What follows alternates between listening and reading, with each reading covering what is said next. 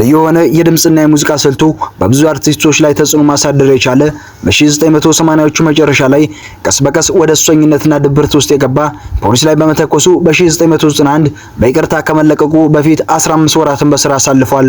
ሁከት በበዛበት በግል ህይወቱ በማህበራዊ እንቅስቃሴውና በዜማዎቹ ስራዎች ላይ ተካነ ጥቁርና አኩርነኝ በሚል ዘፈኖቹ በጥቁሮች ላይ የሚደርሱ የዘር መድሎችን ከመቃወም ባሻገር አሜሪካ ቤቴና ሲል በብዛት ይደመጣል።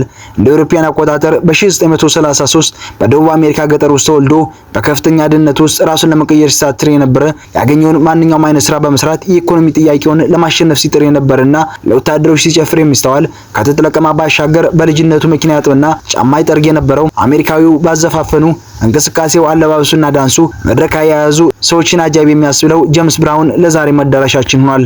በ12 ዓመቱ በቂ ልብስ ባለማግኘቱ ከትምህርት ቤት የተባረረው የናስከፊ እውነታ ለማምለጥ ወደ ሃይማኖትና ሙዚቃ ቤት የዞረና በቤተ ክርስቲያኑ መዘምራን ውስጥ በዝማሬው መታወቅ ጀመረ። ጄምስ ብራውን በ16 ዓመቱ መኪና በመስረቁ ታስሮ የ3 ዓመታት እስራት ተፈርዶበት ነበር። በጣም የሚያስገርመው በስር ላይ ያለ የእስር ቤት የወንጌል መዘምራን አዘጋጅቶ መርቷል።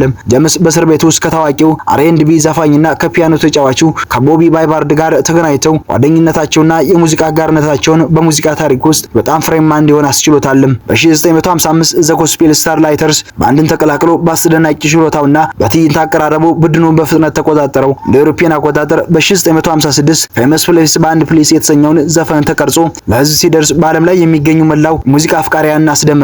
በዚህ ስሜታዊና ልብ በሚነካው ዜማ ብዙዎችን ከማስደነቁ ባሻገር ይህ ዘፈን በR&B የሙዚቃ ሰንጠረዥ ላይ ምርጥ 6 ዝርዝር ውስጥ ተካቶ ነበር። ቦቢ በርድ የተባለው ጓደኛው ስለሱ ሲናገር ጄምስ አሁን የሚያሳየው ዳንስ በዚያን ጊዜ ከሚያደርገው ጋር ሲነጻጸር ምንም አይደለም። ጄምስ በቆመበት ቦታ ተገልብጦ እግሩን መዘርጋት ከመቻሉ ባሻገር እንደ ጂምናስቲክም ደጋግሞ ይገለባበጥ ነበር ሲል ስለ ጄምስ ከመመስከሩ ባሻገር አንዳንዴ ምን እንደነካው እስከማናውቅ ድረስ የሚያሳየው ትዕይንት ብዙዎቻችን ግርምት ላይ ይጥለናል ሲል ተናግሮ ነበር። ጄምስ ብራውን ሊትል ሪቻርድ የሚያቀርበው የሙዚቃ ዝግጅት ላይ በመድረኩ ስራውን ካቀረበ በኋላ ነገሮች በፍጥነት መለዋወጥ ጀመሩ።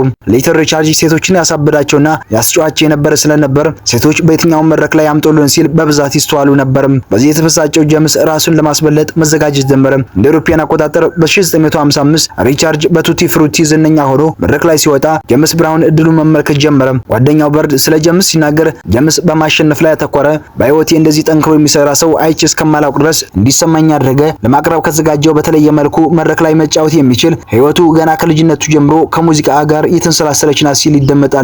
መድረክ ላይ መጮህ የጀመረውና እስከሚፈነዳ ድረስ መድነስ የጀመረው በዚህ ጊዜ ሲሆን ሪቻርድ መድረክ ላይ የሚያሳየው ትወናን መምጠቅ ፍላጎቱ የነበረው ጄምስ በመጨረሻ ህልሙን ጄምስ ብራውን ብለው መጮህ ሲጀምሩ ማሳካት የሚፈልገው ምኞቱ እውን አደረገ።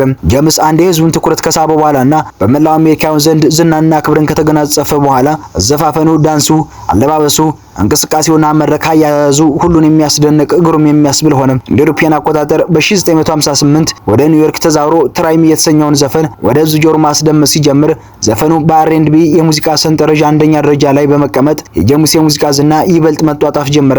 ብዙም ሳይቆይ ሎስት ሰሟን፣ ናይት ትሬን እና ፕሪዝነርስ ኦፍ ላቭ የተሰኙ ተወዳጅ ዘፈኖችን አከታትሎ ለቀቀ። በተለይ ፕሪዝነርስ ኦፍ ላቭ በፖፕ የሙዚቃ ዘርፍ 10ኛ ደረጃ ውስጥ በመካተቱ በ1950ዎቹና በ1960ዎቹ በሳምንት 5 ወይም 6 የምሽት ትርኢቶችን ያቀርብ ነበር። በጥቅምት ወር 1992 በሃርለም በሚገኘው የአፖሎ ቲያትር የቀጥታ ኮንሰርት አልበም ቀረጸ። ላይቭ አት ዘ አፖሎ በሚል መድረክ ላይ በቀጥታ የተቀዳው አልበም ጄምስን ታላቅ የንግድ ስኬት ለማረጋገጥ ከፍተኛ ሚና የተጫወተለትና በጣም የሚያስገርመው ደግሞ በፖፕ አልበሞች ሰንጠረዥ ላይ ሁለተኛ ደረጃን ተቆናጠጠ። ጄምስ ብራውን በ1960ዎቹ አጋማሽ ላይ ብዙዎቹን ተወዳጅና ዘመናዊ ሽሬ ነጠላ ዜማዎችን ቀርጿል። ከነዚህ መካከል አይ ፊል ጉድ፣ ፓፓ ጎት ብራውን፣ ኢትዝ ማንስ ወርልድ የሚሉት ይጠቀሱለታል። እንደ አውሮፓውያን አቆጣጠር በ1960ዎቹ አጋማሽ ላይ ብራውን ለማህበራዊ ጉዳዮችን የበለጠ ጉልበት በመስጠት በ1966 ድኖት ቢ ኤ ድሮፕ አውት የተሰኘ ዘፈን ለቀቀ። ይህ ዘፈን ጥቁር ማህበረሰብ ትምህርት ላይ የበለጠ ትኩረት እንዲያደርግ የሚያሳስብ ቁጭት ያለበትና ስሜታዊ ጥሪ ሲሆን በሰላማዊ ሰልፍ ብቻ አጥብቆ የሚያምን ታሪኩን ያሰፈረው ባዮግራፊ ገጽ በማንም ሰው ጠመንጃ እንዲያነሳ አልነግረውም ብሎ መናገሩ ተገልጿል። በፈረንጆቹ አቆጣጠር ሚያዝያ 5 ቀን ማርቲን ሉተር ኪንግ ጁኒየር የተገደለበት ቀን ነበርና በነበረውና በማንግስቱ በመላ ሀገሪቱ ሁከት እየተከታተለ በነበረበት ወቅት ጄምስ በቦስተን ሁከትን ለመከላከል ሲል ያልተለመደ የቀጥታ የቴሌቪዥን ኮንሰርት አቀረበ። ሁከትና ግርግርን ለመቀነስ ኮንሰርት ያዘጋጀው ጄምስ ጥረቱ ተሳክቶ ወጣት የቦስተን ነዋሪዎች ኮንሰርቱን በቴሌቪዥን ለመመልከት ቤታቸው ተቀመጡ። በዚያን ወቅት ከተማዋን ከሁከትና ብጥብጥ የታደገው ጄምስ ከጥቂት ወራት በኋላ ጄምስ ኢት ላውድ እና አይ አም ብላክ ኤንድ ፕራውድ የተሰኙ የትግል ዘፈኖችን ለሕዝብ ጆሮ ያስደመጠ። እነዚህ ዘፈኖች በተለይ ጥቁር ትውልዶችን አንድ ያደረጉና ያነሳሱ ሆነው አልፈዋል። እንደ አውሮፓውያን አቆጣጠር በ1970ዎቹ ጄምስ በርካታ ተወዳጅ ዘፈኖችን የሰራ ቢሆንም በጣም የሚያስገርመው በ1970ዎቹ መጨረሻ ላይ በገንዘብ ችግር ምክንያት ስራውን ልክ እንደ በፊቱ ከመስራት ተቆጠበ። ጄምስ በ1985 ያወጣው ሊቪንግ ኢን አሜሪካ የተሰኘው ዘፈኑ በ10 ዓመታት ውስጥ ትልቁ ስኬቱ ነበር። በ1980ዎቹ መጨረሻ ላይ ጄምስ ቀስ በቀስ ወደ ሱሰኝነትና ድብርት ውስጥ ገባ። ፖሊስ ላይ በመተኮሱ በ1991 በይቅርታ ከመለቀቁ በፊት 15 ወራትን በስራ አሳልፏል።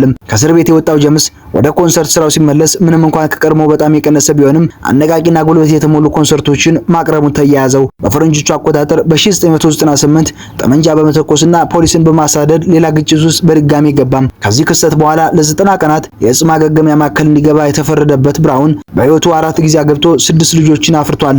ብራውን እንደ አውሮፓውያን አቆጣጠር በ2004 በሚስቱ ቶሚ ራይ ሃያኒ ላይ በፈጸመ የቤት ውስጥ ጥቃት ክስ እንደገና ታሰረ። በወቅቱ ሚስቴን በጭራሽ አልጎዳሁም፣ በጣም ወዳታለሁ ብሎ የተናገረ ቢሆንም ጄምስ ብራውን እንደ አውሮፓውያን አቆጣጠር በታህሳስ 25 ቀን 2006 በሳምባ ምች ታሞ ከአንድ ሳምንት በኋላ በ73 ዓመቱ ከዚህ ዓለም ተሰናብቷል። ሁልጊዜም እንደምለው ሰዎች እኔን ማን እንደሆነ ማወቅ ከፈለጉ ማድረግ ያለባቸው ሙዚቃን ማዳመጥ ብቻ ነው ሲል የሚደመጠው ለ50 ዓመት በጣም ተጽዕኖ ፈጣሪ የሙዚቃ ሰው ሆኖ የኖረ የሶል የሙዚቃ አባት፣ የፈንክ ፈጣሪ፣ የሆሆፕ አያት ተብሎ የሚጠራ ሚክ ጃከር፣ ማይክል ጃክሰን፣ አፍሪካ ባምባታ፣ ብሩኖ ማርስና ሌሎች አርቲስቶች ላይ ተጽዕኖን ያሳረፈ ተወዳጅ አርቲስት ነበር። ትሪትር ማንገዝ የጄምስ ብራውን አልበሞችን በሚመለከት ሲጽፍ በትንሹ 58 አልበሞችን አውጥቷል ከማለቱ ባሻገር 4 የገና አልበሞችን እንደሰራ ተናግሯል። ከላይ ከጠቀስናቸው ባሻገር 3 በቀጥታ ስርጭት የተቀረጹ አልበሞች የጄምስ ብራውን አቅም የሚያሳዩ እንደነበሩ ይነገርለታል። ጄምስ በ1992 የግራሚ የህይወት ዘመን ስኬት ሽልማት የተጎናጸፈ ሰው ነበር። ሁላችንም ወደ ዝናው ዓለም ስንቀላቀል ማስተዋሉን ተላብሰን የሰራናቸው ስራዎች ከጊዜ በኋላ እኛን ጸጸት ላይ የሚከቱ እንዳይሆኑ ተገቢውን ጥንቃቄ እናድርግ እያልኩ ለዛሬ ከጃኬ ቲዩብ ለእናንተ ያዘጋጀነውን መሰናዶ በዚህ እየቋጨን ለጃኬ ቲዩብ አዲስ ከሆናችሁ ላይክ፣ ሰብስክራይብ ማድረግ እንዳይረሳ። መልካም ጊዜ